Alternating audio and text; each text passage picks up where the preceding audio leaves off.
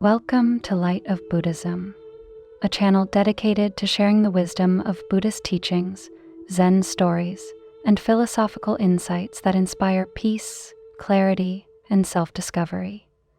If you seek a deeper understanding of life and a way to overcome suffering, you are in the right place. Have you ever felt an emptiness within, even when everything in your life seems perfect? You may have a beautiful home, a stable career, supportive relationships, and financial security, yet something still feels missing. This unshakable sense of dissatisfaction is something we all experience at some point. But why does it happen? Why do we continue to feel restless, even when we seem to have everything we need? Buddhism provides a profound answer to this universal struggle through the Four Noble Truths. The first and most fundamental teaching of the Buddha after his enlightenment. These truths reveal the nature of suffering, its causes, and most importantly, how to overcome it to attain true peace and happiness. In today's video, we will explore the reality of suffering. Why is suffering an inevitable part of life? The causes of suffering. What leads us to pain and dissatisfaction? The end of suffering. Is there a way to free ourselves from suffering? The path to liberation. How can we apply the Buddha's wisdom to live a more peaceful life? By understanding these Four Noble Truths, we can transform the way we experience life, navigate challenges with wisdom, and cultivate inner peace. Stay with us as we uncover the key to overcoming suffering and finding true happiness. Let's begin. What are the Four Noble Truths? In Buddhism, the Four Noble Truths form the foundation of all teachings. They are not merely philosophical concepts, but practical truths that help us understand life and transcend suffering. These truths were the first formal teaching given by the Buddha after he attained enlightenment. They are like a roadmap to liberation, guiding us from suffering to inner peace. The Four Noble Truths are the truth of suffering, Dukkha. Suffering exists and is an unavoidable part of life. The truth of the cause of suffering, Samudaya.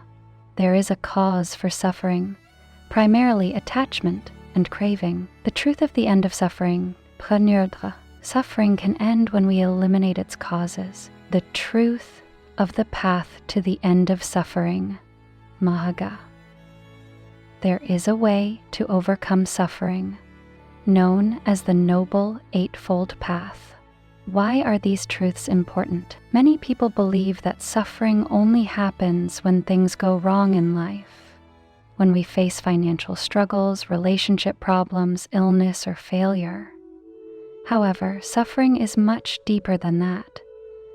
Even those who seemingly have it all can still feel a sense of dissatisfaction, restlessness, or emptiness. Buddhism teaches that dukkha, suffering, is not just about physical pain, but also the mental and emotional suffering that arises from our attachment to desires, expectations, and impermanent things.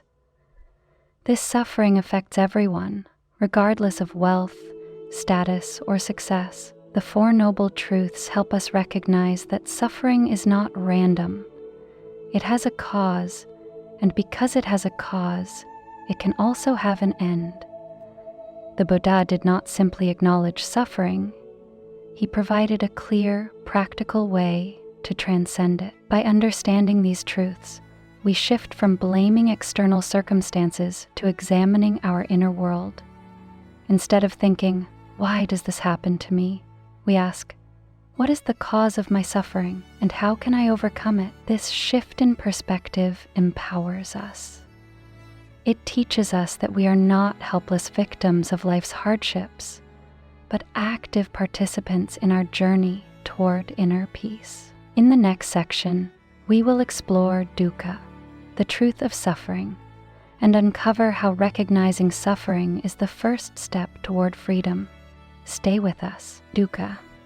the truth of suffering. Now that we understand the Four Noble Truths as a framework for overcoming suffering, let's take a closer look at the first truth, dukkha, which forms the foundation of the Buddha's teachings. The word dukkha is often translated as suffering, but its meaning goes beyond just physical pain. It encompasses the general unsatisfactoriness of life, the feeling that no matter what we achieve, own, or experience, something still feels incomplete. This suffering manifests in different ways, including physical suffering, such as illness, aging, and death, emotional suffering, like stress, anxiety, and grief, and existential suffering, which stems from the impermanence of life and the fear of change. Even moments of happiness are temporary, as the pleasure we derive from material success, relationships, or achievements eventually fades, leaving us searching for the next source of fulfillment. This endless cycle of seeking and dissatisfaction is the essence of dukkha. Buddhism categorizes suffering into 7 fundamental types that all beings inevitably experience. First, birth is suffering, as entering the world means facing impermanence and eventual hardship. Aging is suffering, as the body and mind deteriorate over time.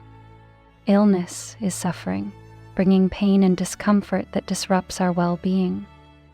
Death is suffering, as we fear losing everything we hold dear. Separation from loved ones is suffering, causing heartbreak and loneliness. Being with what we dislike is suffering, forcing us to endure conflicts and unpleasant situations. Lastly, not getting what we desire is suffering, as unfulfilled dreams, rejection, and loss leave us feeling empty. These forms of suffering affect everyone, regardless of wealth, success, or status. At first, acknowledging suffering might seem pessimistic, but in reality, it is the beginning of wisdom. When we recognize suffering, we stop running away from it and start understanding it. Instead of blaming others, fate, or circumstances, we turn inward and seek a deeper understanding of life. Dukkha is not meant to make us feel hopeless. It is meant to wake us up. Once we fully comprehend suffering, we become ready to explore its cause, which leads us to the second noble truth, samudaya, the origin of suffering. Stay with us as we continue this journey. Samudaya, the origin of suffering. Now that we understand dukkha, the reality of suffering, we must ask an essential question. What causes suffering? The second noble truth, samudaya, provides the answer. According to the Buddha, suffering does not arise randomly. It has a clear cause, and that cause is craving, tanha, and attachment, upadana. Craving is the intense desire for things to be a certain way, whether it is the longing for pleasure, success, love, or material possessions. This desire leads to attachment, where we cling to people, things, or experiences, believing that they will bring us lasting happiness. However, because everything in life is impermanent, our attachments inevitably lead to disappointment, frustration, and suffering. How craving and attachment create suffering. Imagine chasing after a dream job, believing that achieving it will bring you permanent happiness. Once you get the job, you feel satisfied for a while, but soon new problems arise. Stress, competition, or the pressure to maintain your success. The same happens in relationships. We believe that finding the perfect partner will complete us, but over time, challenges and misunderstandings emerge. The root of suffering is not the job or the relationship itself, but our craving for them to bring us lasting fulfillment. Craving manifests in 3 main forms. Craving for sensual pleasures, the desire for physical comfort, wealth, food, entertainment, and other pleasures. Craving for existence, the desire for status, identity, recognition, and eternal life, craving for non-existence, the wish to escape pain, responsibilities, or existence itself. These cravings lead to attachment, and attachment binds us to suffering. The more we cling to things, the more we fear losing them, and when change inevitably happens, we experience pain. Understanding the cause to find the solution. Recognizing that craving and attachment are the root causes of suffering is a powerful realization. It shifts our focus from blaming external circumstances to examining our inner reactions. The good news is that because suffering has a cause, it can also have an end. This brings us to the third noble truth, Nirodha, the cessation of suffering, which offers the path to true liberation. Stay with us as we continue this journey toward freedom. Nirodha, the cessation of suffering. Now that we understand samudaya, the origin of suffering, a natural question follows. If suffering has a cause, can it also have an end? The Buddha's answer is a resounding yes. The third noble truth, Nirodha, teaches that suffering can be overcome by eliminating its root causes, craving and attachment. This state of complete freedom from suffering is known as nirvana. What is nirvana? Nirvana is not a place, nor is it an abstract concept beyond human reach. It is a state of liberation where the mind is free from attachment, aversion, and delusion. It is the cessation of the constant cycle of craving and dissatisfaction that keeps us trapped in suffering. In this state, one no longer clings to temporary pleasures or resists inevitable changes. Instead, there is a profound sense of peace, clarity, and freedom. Many people misunderstand nirvana as nothingness or void, but it is not about ceasing to exist. Instead, it is the extinguishing of suffering, much like a fire that goes out when its fuel craving is removed. A person who attains nirvana still experiences life, but does so without the mental turbulence caused by attachment and desire. They accept each moment as it is, free from the struggle of wanting things to be different. How can we experience the end of suffering? Reaching nirvana is not an instant transformation, but a gradual process of letting go. The first step is understanding that suffering is not permanent, nor is it an unavoidable fate. By recognizing the impermanence of all things, we loosen our grip on what we once thought was essential for happiness. Imagine carrying a heavy backpack filled with worries, fears, and desires. The moment you realize you no longer need to carry this weight, you feel a profound sense of relief. That is what Nirodha represents. The realization that we can put down our burdens and live with true inner peace. However, simply knowing that suffering can end is not enough. We need a practical method to achieve this freedom. That method is revealed in the fourth noble truth, Magga, the path to liberation, which provides clear steps to help us break free from suffering. Join us as we explore this final truth and uncover the path to true peace and happiness. Magga, the path to the end of suffering. Now that we understand Nirodha, the possibility of ending suffering, the next question is, how do we achieve this freedom? The fourth noble truth, Magga, provides the answer. It reveals a practical method known as the Noble Eightfold Path, a step-by-step guide to overcoming suffering and attaining true peace. What is the Noble Eightfold Path? The Noble Eightfold Path is the Buddha's roadmap to liberation. Unlike temporary solutions that merely suppress suffering, this path addresses its root causes and transforms the way we live, think, and perceive the world. It consists of 8 interconnected practices that cultivate wisdom, ethical conduct, and mental discipline. Right view. Understanding reality as it is, especially the Four Noble Truths. Right intention. Developing thoughts of renunciation, goodwill, and non-harm. Right speech. Speaking truthfully, kindly, and avoiding harmful words. Right action. Living ethically by refraining from harming others, stealing, or engaging in misconduct. Right livelihood. Earning a living in a way that is honest and does not cause harm. Right effort. Cultivating wholesome states of mind and letting go of unwholesome thoughts. Right mindfulness. Developing awareness of the present moment and one's thoughts, emotions, and actions. Right concentration.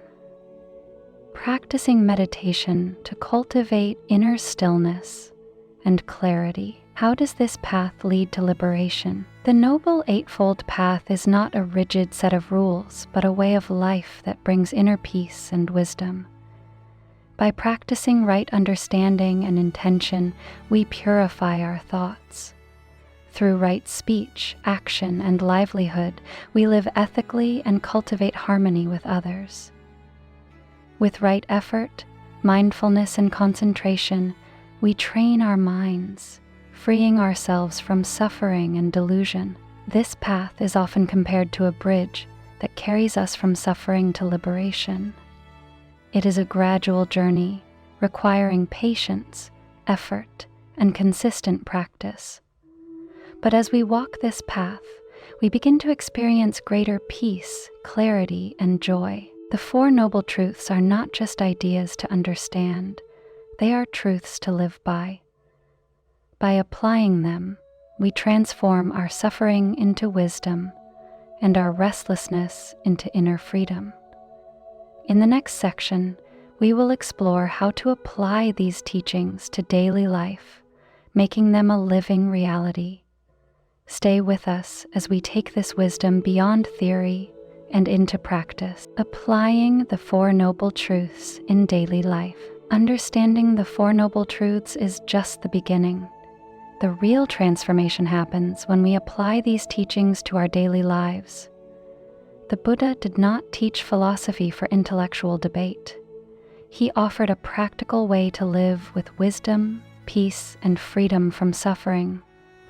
So how can we integrate these truths into our everyday experiences, recognizing and accepting suffering, dukkha? The first step is to become aware of suffering in our own lives without resisting or denying it. Often, when difficulties arise, we react with frustration, blame, or avoidance. Instead of running away from suffering, we should acknowledge it as a natural part of existence. This shift in mindset helps us respond to challenges with understanding and patience, rather than fear or anger. Understanding the causes of our suffering, samudaya. Once we recognize suffering, we must look deeper to identify its root causes. Are we suffering because of attachment to material possessions, expectations, or relationships? Are we clinging to an idea of how life should be, rather than accepting reality as it is? By practicing self-inquiry, we can observe how craving and attachment create suffering, allowing us to loosen their grip, letting go, and finding inner peace, nirodha. The third step is to cultivate a mindset of letting go. This does not mean becoming indifferent or emotionless. Rather, it means learning to accept impermanence and release unnecessary attachments. When we stop resisting change and accept life's natural flow, we experience greater peace. Practicing gratitude and contentment helps shift our focus from what we lack to appreciating what we already have. Following the path to freedom, the most effective way to integrate these teachings is through the Noble Eightfold Path. Practicing right speech helps us communicate with kindness and honesty. Right action and right livelihood guide us toward ethical living. Right mindfulness and concentration train our minds to stay present and aware, reducing unnecessary stress and anxiety. Each small step brings us closer to a life of wisdom, clarity, and inner peace. Applying the Four Noble Truths in daily life does not require dramatic changes. Instead, it is about gradually transforming our mindset, habits, and responses to align with wisdom and compassion.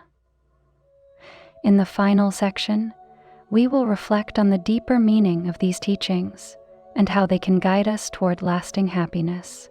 Reflection and gratitude, the transformative power of the Four Noble Truths. As we conclude this journey through the Four Noble Truths, it is important to reflect on their deeper significance. These teachings are not just about understanding suffering, but about transforming the way we experience life. They offer us a new perspective, one that empowers us to take responsibility for our own happiness rather than relying on external condition. A new way of seeing life. When we embrace the first noble truth, Dukkha, we stop seeing suffering as something to fear or avoid. Instead, we recognize it as a universal truth that unites all beings. Life's difficulties, whether they come in the form of loss, disappointment, or change, are not personal punishments but natural aspects of existence. Through the second noble truth, samudaya, we gain insight into the causes of our suffering.